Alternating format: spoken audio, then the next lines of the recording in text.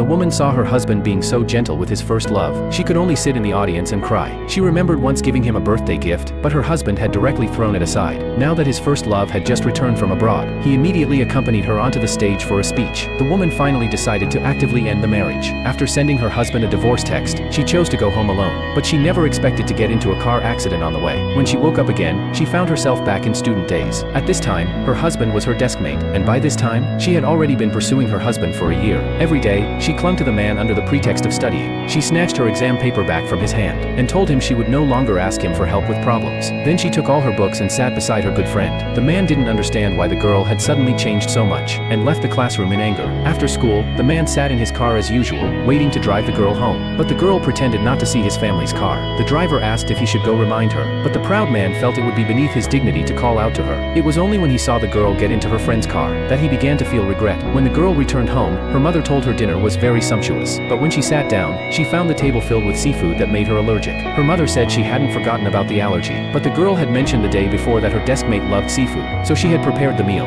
Her father directly blamed her for not inviting the deskmate to dinner, causing him to miss a good business opportunity. The girl finally understood why her parents had always made her flatter her husband in their past life. They had long coveted the man's prominent family background. After she married him, her father often asked the man for money, which was why her husband's family had looked down on her. She left the dining table in anger, and decided to have nothing to do with her husband in this life. But her friend didn't know she wanted to give up pursuing the man, and secretly invited him and other classmates to dinner. To her surprise, her husband's first love was also there, and sat down beside him. She made an excuse to go to the restroom and left the dining table. When she came out, she happened to see the woman confessing her love to her husband. She hurriedly turned to leave but collided with a waiter, alerting the two inside to her presence. The man rejected the woman and chased after the girl.